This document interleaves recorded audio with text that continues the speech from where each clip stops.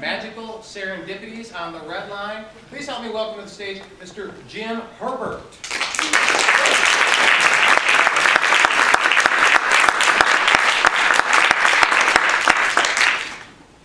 Life is hard.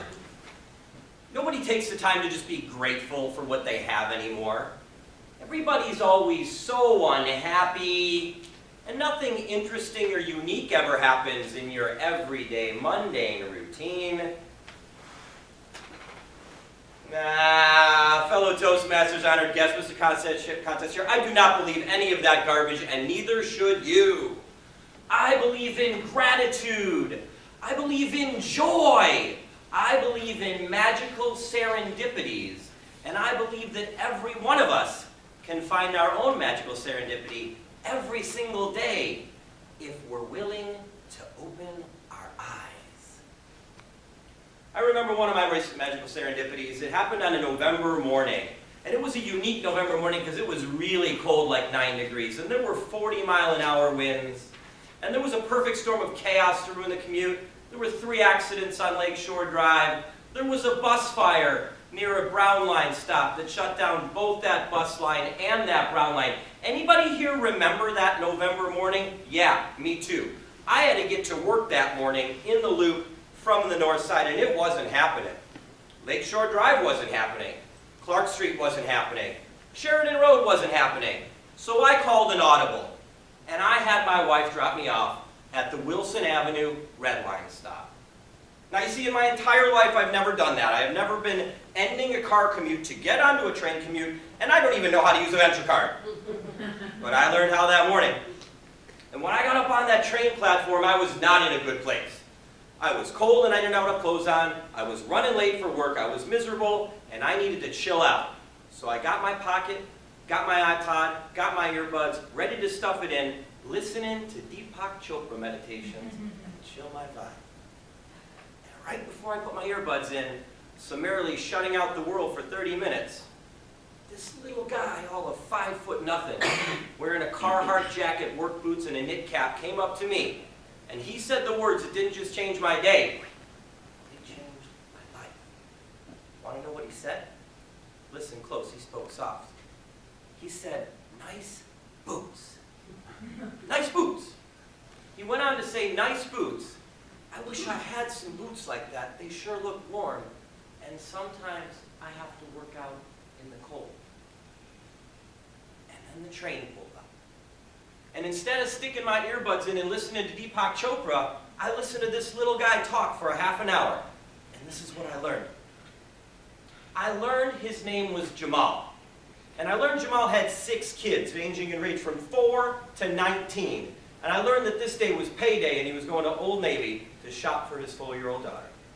And I learned that he was going on the next day to visit his son Robert at NIU, and he was the first boy in the family that ever went to college. And Jamal was so proud. And I learned that Jamal commutes an hour and a half in both directions every day from Uptown to Bolingbrook so he can work as a helper on a delivery truck for Southern Wine and Spirits. And I learned that Jamal is grateful because both of his parents who were diagnosed with cancer last year are now in remission. And I learned that Jamal has faith, and he attributes that faith to his Christian upbringing. But I also learned that he doesn't think it matters what you believe in as long as you believe in something, most notably yourself.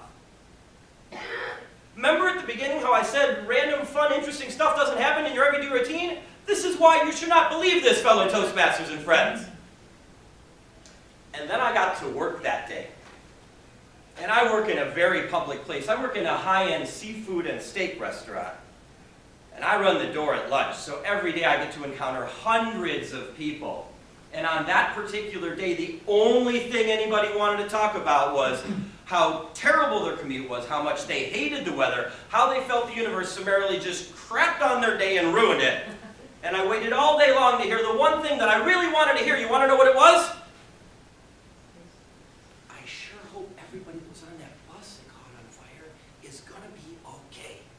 But I never heard it, not even once. So here I am with this dichotomy of these fortunate people eating steak, lobster, and stone crab for lunch. And they're miserable, and they don't seem to get it.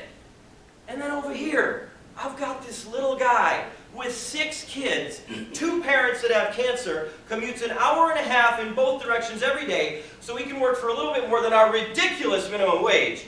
And what is he? He is grateful and he is happy.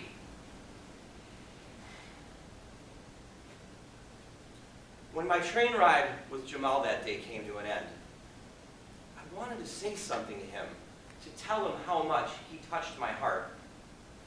But before I could say anything to him, when the train doors opened at Grand Avenue, he held out his hand to me and he said, "Thank you very much, sir, for talking to me today. I'm very grateful. I sure did learn a lot from you, and I really appreciate it."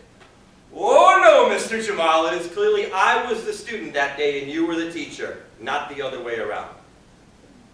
So my friends, the next time you happen to be stuck in traffic, the next time maybe you're waiting on that train platform for the train that never seems to want to come, the next time you can't seem to find your bus because maybe it's on fire, don't think so hard about where you're going, when you're going to get there, or how you're going to get there.